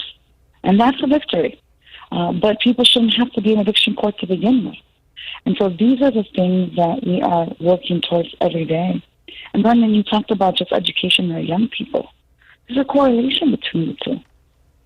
Certainly, if you don't have housing security, how is it that a young person is able to go to school and not worry about the fact that mom or dad or wherever they're at isn't a place that is secure? They're going to come back to it. They're not going to get evicted. They're not doubled up and tripled up. They're not in a shelter that they have no security. They're going to be able to come back to the next day. You can't really learn and not know where you're going to sleep at night. Or, if the place that you have to study is the bathroom because there's really no other place in the entire apartment because there's so many people having to live in it, that's quite enough to be able to study. Or if you're getting internet. So all of those things to me are so interconnected. And just this example I gave you about knowing about rental assistance, recently I had a conversation with the Housing Development Authority at the state level, and I asked, are we working with the local school councils, and are we working with the parents inside the schools and actually helping people, the parents, apply for rental assistance inside the schools? You know what the answer was? Oh, we never thought about doing this in the school system. Well, isn't that the first place that we should be thinking? So those are those things, then, that I think about when we say that we want to show up. We want to be where the need is at. If we are not intentional about having people in our school boards, if we're not intentional about the people that are representing us to come from our communities and understand the need, then how are we ever going to be relevant and show up where people are? And so, as you ask me about housing and we talk about education, and we talk about the fact that in 150 years in the city of Chicago, we have never, ever had an elected school board, it's outrageous. And I'm thankful we're finally going to have one, and there's 1,000 examples of why we need it. That's the voice of State Representative Delia Ramirez, and she represents the 4th District and has been so kind to take a little bit of time from her, a little bit of her getaway and vacation to spend with WCPT 820 AM, our family here. And Leader Ramirez, before you go and get a chance to get back to sleep here, I'm going to ask you a question that I know a lot of folks would shy away from, but you won't. I'm definitely familiar with your work, and just some closing thoughts this last minute. There is an effort to divide our communities, Black and brown folks. There's real fear that Black families have that they're going to lose at at the expense of our brown brothers and sisters who are striving, that we're going to lose as a result of whatever they gain. I've worked with you, and especially in this effort to bring a school board, an elected school board, to the city of Chicago. Just some closing thoughts about like how your work, and I know you share your story coming from Guatemala, and thank God for the county hospital. That's my story. I needed the Fantas Clinic at the county to secure my health care, having grown up with asthma. But just, a minute here to give us a little bit of some direction of how our communities can challenge one another and grow together, and no one has to lose. Yeah, Brandon, I think that one of the most effective ways that white supremacy has maintained white supremacy is a divide and conquer. Divide and conquer black and brown people. And go through this, Prussian Olympics of who's got it worse. The truth is we both have it bad. And if black people are not thriving, Latinos are not going to thrive. And I think we have to be really intentional, and you and I talk a lot about this, right? That there is every systemic thing created for black and Latinos to be divided and to fight for crumbs so that white supremacy can continue to thrive. And so I think about this, and as we're thinking about resources, I think about this as we're thinking about redistricting. I think about this as we're thinking about, how we engage each other in electoral politics, and this fear-mongering that we do. I've heard this over and over, Latinos saying, no, we got to get our own, right? They've gotten enough. What about us? And so we have to be challenged to really understand where that comes from and how we've internalized racism so much, and we've been colonized, particularly as Latina, I can tell you, in such way that we begin moving as our oppressor. And that is the challenge, you all. And thank you so much. We got to run. Enjoy your break. That is the challenge, that we cannot allow white supremacy to divide us. We're going to come back and get to the calls. It's the Santita Jackson Show. My name is Brandon Johnson, y'all. I hope y'all up. See you in a second. Joan Esposito, live, local, and progressive on WCPT Willow Springs is powered by ComEd. Lower your energy bills and reduce your carbon footprint with the ComEd Energy Efficiency Program. When the forgotten poor are in need of healing, they wait for a ship unlike any other. Mercy Ships, a floating hospital staffed by volunteers, heroes of mercy who donate their time to save lives. Every human has the right to have a place at the table of the human race. If you could just see the smiles that you get when lives have been changed, then it would make it all worth it. To learn more about Heroes of Mercy, go to mercyships.org. The Executive Service Corps, or ESC, is a nonprofit organization with the mission to help make other nonprofits successful since 1978. They provide consulting, coaching, and professional services to over 150 nonprofit organizations, helping 1.2 million people each year. They'll facilitate board retreats, provide high-level mentoring, manage volunteer efforts, whatever you need to make your nonprofit successful. To join ESC or get ESC's help with your mission, visit execservicecorps.org. That's execservicecorps.org. You're listening to WCPT 820. Here's the latest Chicago traffic update. On Chicago's southwest side, 64th Street is blocked off west of Central between Menard and Major after a house fire. Looking at heavy traffic on the inbound Eden starting at Devon, it's 25 minutes. Lake Cook to Montrose, outbound 16. Inbound Kennedy, delay start at Cumberland, 46 minutes. O'Hare to downtown, 24 from Montrose, 17 on the Express. Outbound, it's 11 minutes to Montrose, 31 to the airport. Eisenhower's, 42 minutes, 390 to downtown, outbound 44. The Stevenson, 43 minutes from the Veterans Memorial to DeSable Lakeshore Drive. The Ryan, 26 minutes, 95th to downtown. Northbound Veterans Memorial, it's slow going 75th to before Ogden with a crash on the right shoulder. I'm Telemonte. Hi, I'm Cliff Kelly, the governor of Talk Radio. What's Cliff Stakes? Well, it's a thought-provoking, insightful political conversation with invited panelists and listening audience participation. to discuss and address issues that inform how we make decisions. Join Cliff Kelly every Sunday evening at 7, right here on WCPT 820, Chicago's Progressive Talk. When the forgotten poor are in need of healing, they wait for a ship unlike any other. Mercy Ships, a floating hospital staffed by volunteers, heroes of mercy who donate their time to save lives. Every human has the right to have a place at the table of the human race. If you could just see the smiles that you get when lives have been changed, then it would make it all worth it. To learn more about Heroes of Mercy, go to mercyships.org. I have a personal printer for my home office. Now I just need a personal supply closet. With Staples Connect, it's possible. I need the same setup for my home as I have at the office, without twice the cost. Also possible, because Staples Connect has the tools your business needs to get work done. Now get 20% back in a Staples store bonus when you buy any 2 ink or toner cartridges. Explore what's new at Staples Connect, the working and learning store. Ends 12/11, limit 2, in-store only. Visit staplesconnect.com/store bonus for details.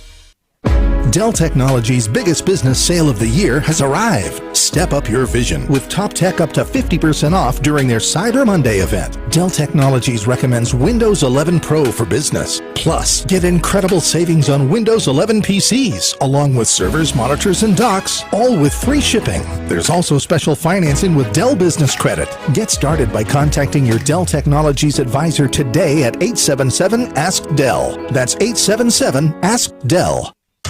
This is WCPT 820, where facts matter. We can change the world, change the world, change the world. Yes, we can. We can change the world, we can change the world, change the world. This is the Santita Jackson Show. And welcome back. Thank you all for hanging out with us this last hour and a half. Boy, is it flying by. Just a few more moments here hanging out in studio, live in studio, WCPT 820 AM. Filling in for Santita Jackson. Those of you who are just waking up and tuning in, this is still the Santita Jackson Show. Don't worry. It's all good. This is Brandon Johnson just filling in for her, and I'm grateful to have the opportunity to do that. We've had a lively discussion over the last hour and a half. I want to thank our tremendous guests over the course of this last hour. Since 6:30, we've spoken with 2 very dynamic women, a strong black woman on the west side of Chicago, Athena Williams, as we confront this issue of housing and housing insecurity and the different programs that are available to help secure that. But the challenges that we still have politically to meet the needs that come alongside of individuals who are insecure as it relates to their housing. And of course, State Representative Delia Ramirez, Lita Ramirez, one of our champions for progressive causes in the state of Illinois, just an amazing leader. 2018, there were a number of us that were elected to bring the greater capacity to the work that we do, and particularly through the lens of progressive politics. And we're challenged, you all. Make no mistake about it. And this is not, I don't want people to think that we're just handing out high fives and putting stickers on people's paper. Those of you know, before I was an elected official, I taught here in Chicago as a middle school teacher and a high school teacher. And we didn't just, give people stickers for putting their names on the paper. And I think sometimes our politics require that type of response. You got to get into the work, take a look at the rubric and see how we can actually perfect the work that we've been assigned. And I believe our assignment is to dismantle structural inequality. And that's a commitment that I believe that black, brown, and white folks have. Now, it ain't easy. There are some folks who participate in the type of disinvestment and demise that we are fighting against. I didn't mention his name, but his name is Ken Griffin. That's who I was alluding to earlier. Ken Griffin spent more money to defeat a progressive tax than he would have to have paid in the tax. These folks just want to prove a point. But I've been talking for a little bit. I don't want to just ramble to some folks who've been holding on for us for a little bit, and I appreciate that. Let's go to line 2. Mama D, thank you so much for holding on this long. I appreciate you. Good morning. Well, hallelujah, greetings to you. I appreciate you. We are not meeting the demands of the moment because calling generations instead of centuries, according to former Presidents Bill Clinton and George Bush, they said the vestiges of slavery and Jim Crow segregation still exist today. So instead of saying that, we're talking about black and brown. And what happened to blacks did not happen to browns. They were not kidnapped from and held as captives for 246 years as a movable property thing called chattel and given the word Negro because the name Negro, because it means black in Spanish. So what we can't keep lumping the situations together. So, when you talk about 246 years of being a movable property thing, you're released without anything, not even a pair of boots to pull yourself up by bootstraps, and then that's followed by 88 years of segregation laws to keep the status of the Negro. Not everybody, but to keep the status of the Negro down. It caused heart and mind damage to young children, and that has never been repaired. So we have to name ourselves who we are and claim what happened to us. This reparations for everybody and let's just all be happy does not take care of the subjugated syndrome kinds of problems that we have for being a subjugated race. Now, my question is, if we really wanted to meet the demands of the moment, in 2001, August, the United Nations voted. They voted slavery a crime against humanity, and they recommended reparations for descendants. And in 2015 to 2024, the United Nations designated a decade to deal with the police killings of black men and boys. They didn't say brown men and boys, but black men and boys, massive school closings, and disproportionate arrests. So why hasn't any politicians like yourself or anybody else even mentioned that? And it's been 6 years?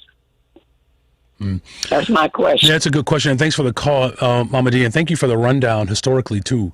You know, I think it's actually important that we are reminded of. I remember having a conversation with Reverend Jackson, Mama D, about the challenges that we have, and he said, "Listen, Johnson, you have to say it as if it's the first time people ever heard it."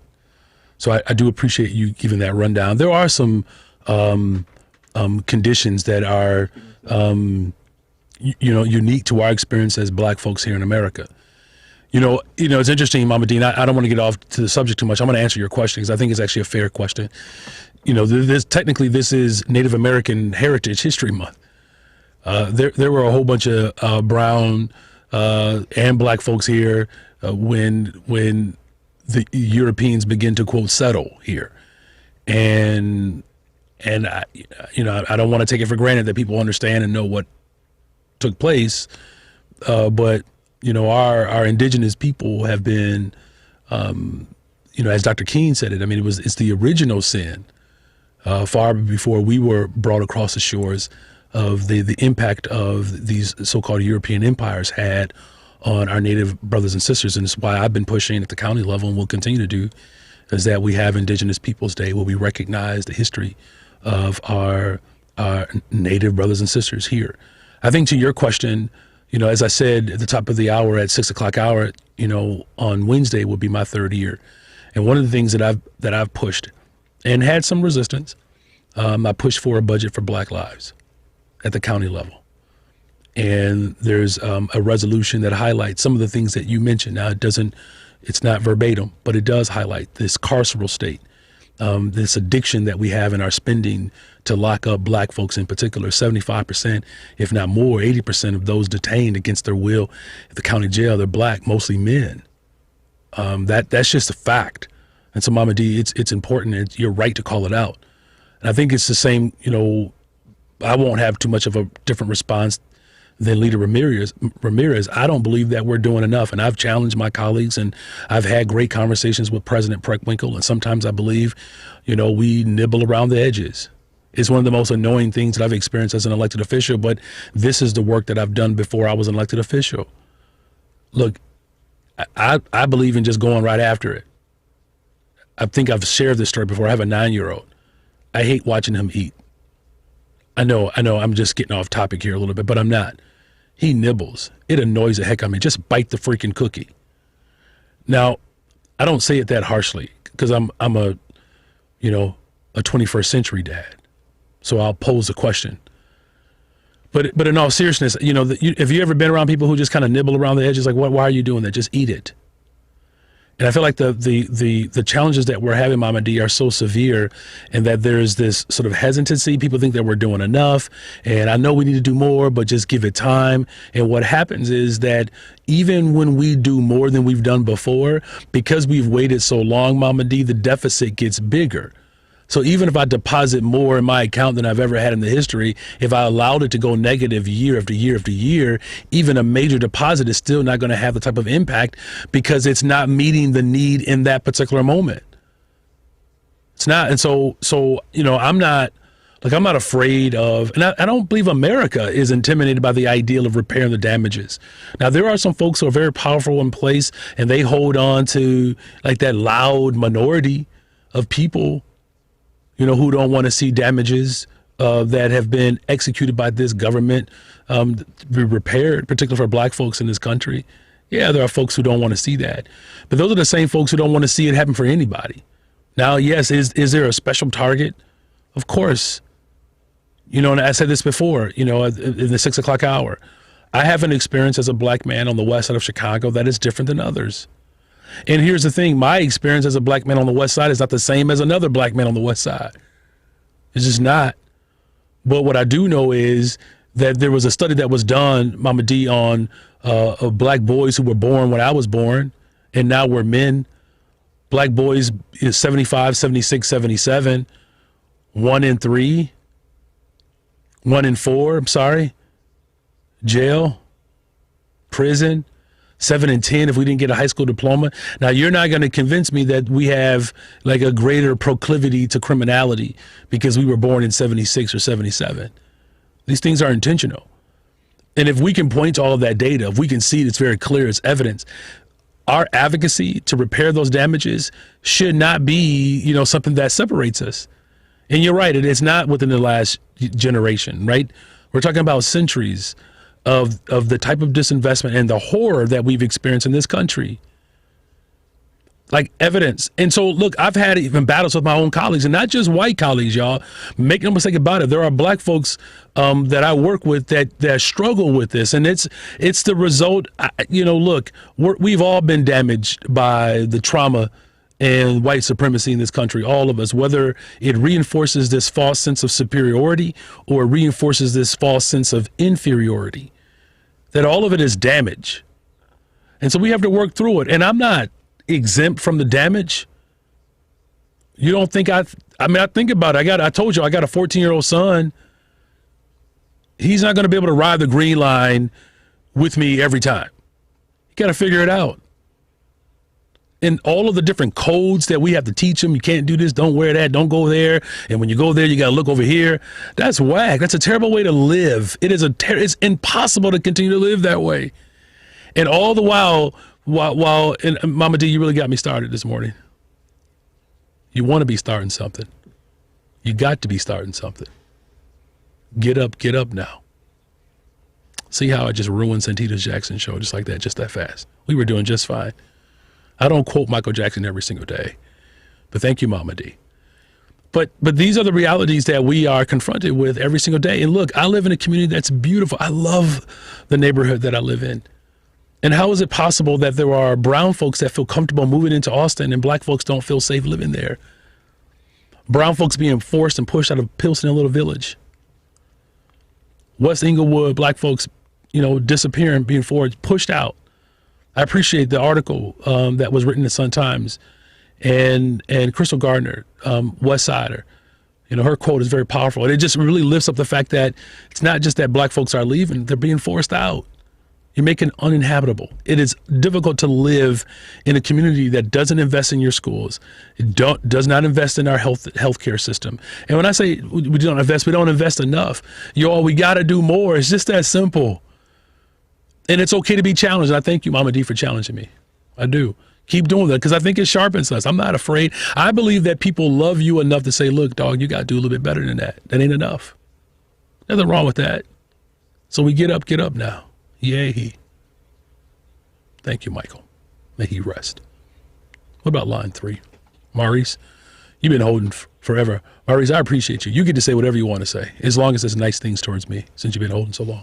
Well, I'm going to say, go ahead, preacher, preach. Thanks, brother. What you think about these needs, man? You're on the case. Well, first let me say, I'm a strong believer. Everybody who knows me knows that I say take the fight to the banks. And when you are ready to dismantle structural inequality, that is the place that's most vulnerable, that we can start there because we can control our money there. Okay, the wealth gap continues to widen precisely because our politics are not up to the task. Now, when I first heard that question, Brandon, an hour ago, the first word that came to my mind was, duh. He's got to ask. But don't hang up on me. You good? No, you're right. I mean, I'm with you. Because, look, Maurice, we got a couple minutes here. You know, I know it's an obvious question. It should be an obvious answer. But sometimes I wonder, something that is so basic and simple to, you know, those of us who listen to the greatest progressive talk radio station in all the world, I'm not sure if it's like translating across the spaces that we occupy, though. Well, okay, that calls for more education. I would have to say that this calls for more education because the problem is mankind's basic problem. Two things, fear and ignorance. That keeps man from reaching his full, and I mean women too, you know, but that keeps us from reaching our full human potential, fear and ignorance. So you cure ignorance with information and education. So let's just keep informing. Let's keep trusting God. Let's keep educating. And sooner or later, it's got to change, Brandon. It has to. I have to have faith that it will. No, I appreciate that, and that's encouraging. I look, Maurice, before you go, I want to believe that our faith will ultimately prevail. But you know, you talk about the banks. I actually think you're spot on. You know, the data that continues to come out about who has made it rich during the pandemic is very clear, whether it's the 1%, our banks or corporations. Maurice, this is not something that's, you know, some sort of conspiracy that's coming from the left. This is actually happening, right? And whether you live in rural America, you know, or the so-called urban centers of America, the type of insecurity that we are experiencing right now as a people should be alarmed. And we're trying to sound the alarm, but it's not. What's not missing here is at least some level of consciousness to address it. The question, I believe, is to the extent in which we're able to pass the information along and then actually act on it. I guess that's not a question, more of a statement. Right. I think that's our fight, Maurice. Yeah, action. Yeah. And that's why there's a whole book in the Bible called Ox. We got to act on it, brother. I appreciate the call, Maurice. Enjoy the rest of your day. Thanks for hanging out with me this morning. And look, we are called to action, you all. And I want to make that very clear that we are called to action. And that's the least we can do in this moment is to act upon our demands, y'all, our needs. Because here's the thing, sisters and brothers, and I want to thank those of you called in today. And I thank you for those who've weighed in on social media. I appreciate that. I'll try to read a couple of those before we jump off air here. I can't believe how fast the time moves. But what we can't be afraid of is the action. And there are those who will be intimidated by that. Folks will say we're doing the most, we're doing too much. Why y'all still protesting? What else do you all need? We've done everything. Folks don't want it as bad as you say they do. All the disparaging things that people will say to discourage you. I remember when I first really, really got, connected into organizing. And boy, I remember just how awful it was to deal with an administration that did not value people who are living in poverty. And we were fighting to keep schools open and struggling to push the Board of Education to invest in these struggling communities, to not look at our children as failures. Too often we still say that. You hear people say that, failing people, failing schools. You have systems that are not meeting the need. They're not. Understand something, y'all. 20,000 homeless kids alone in Chicago public schools. 65% of homeless youth. Check this article out.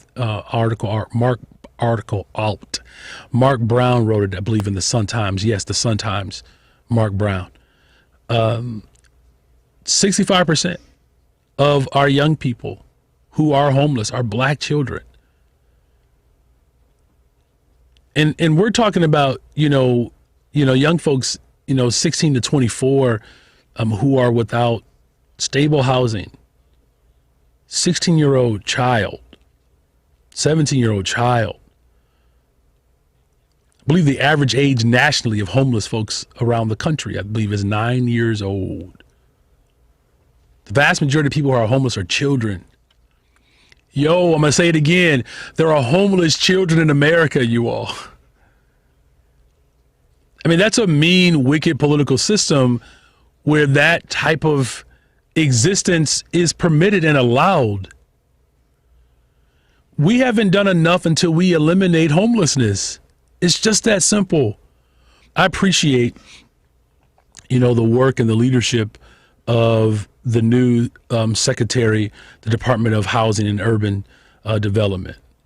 I believe Marsha Fudge was actually here, I don't know, within the last month or so. And there's an opportunity here, though, you all. Like securing our communities through making housing available, that's a start. We have to create more opportunities for people to work. And I believe that those opportunities should be created and expanded within our public space. As we expand the access to health care for families, those are also opportunities to expand jobs. Do you all know that on the west side of Chicago, for those of you who may not be familiar with the city of Chicago or the state of Illinois, but on the west side of Chicago where I live, there's a hospital. It's made the news. It hasn't all been positive, but at least 70% of those who receive health care and they go to the Loretto Hospital on the west side of Chicago, they are there as a result of the Affordable Care Act, which of course is expressed here at the county level through county care, which I'm very proud of the work that we've done at the county level to expand county care. 40,000 more families that have access to health care that did not prior to the pandemic. But here's the thing, you all. The 70% of those who are receiving health care as a result of county care, the Affordable Care Act, 40% of the individuals who work at this hospital live on the west side of Chicago. West Suburban Hospital in Oak Park, just on the other side of the border. Austin Avenue. Oak Park, one of the more wealthier communities in the entire country, let alone the state of Illinois. West Suburban Hospital that primarily services families on the west side of Chicago. Just two institutions within, I don't know, a mile and a half, 2 miles of each other. I mean, neighbors. They're servicing low-income families, poor folks, black and brown families. They're employing people from the neighborhood. My oldest was born at West Suburban Hospital.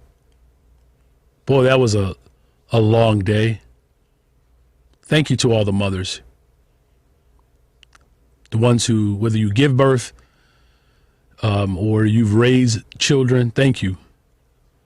And that changed my life when my wife gave birth to our first child. She's so strong. It's a terrible story. I won't say it on the air, but we had a birth plan and I kind of messed it up. I wasn't prepared. By the time my son was ready to come into the earth, I hadn't finished all my lesson plans. And I had to get my lesson plans. Anyhow, we got to the hospital.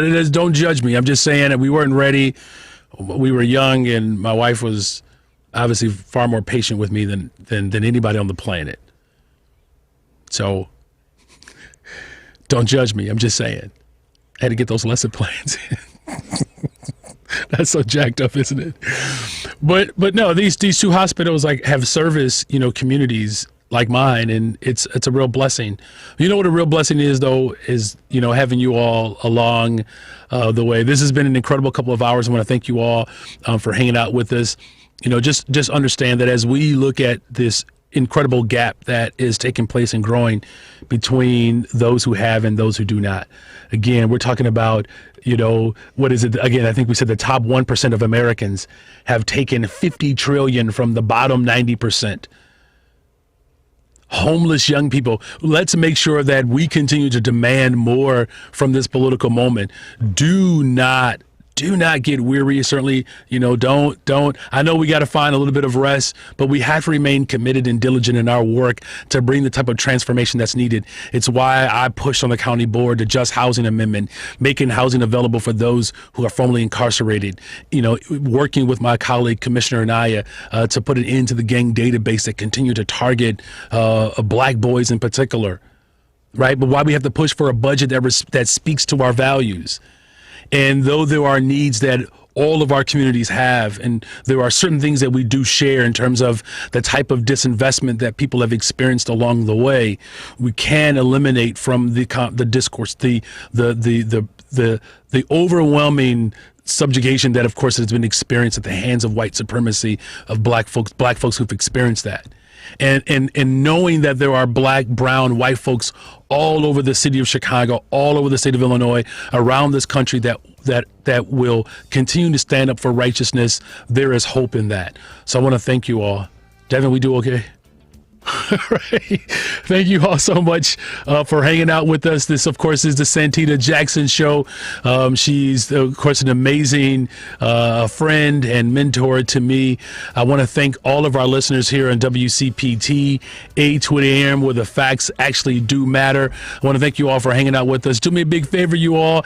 No matter how difficult this time gets, let's remain faithful and true. You can check me out on Sundays. I have my own show, Sunday Mornings with Brandon Johnson. Listen, enjoy the rest of your week. Happy holidays if I don't talk to you again. God bless you all. Talk to you again soon, hopefully. Peace.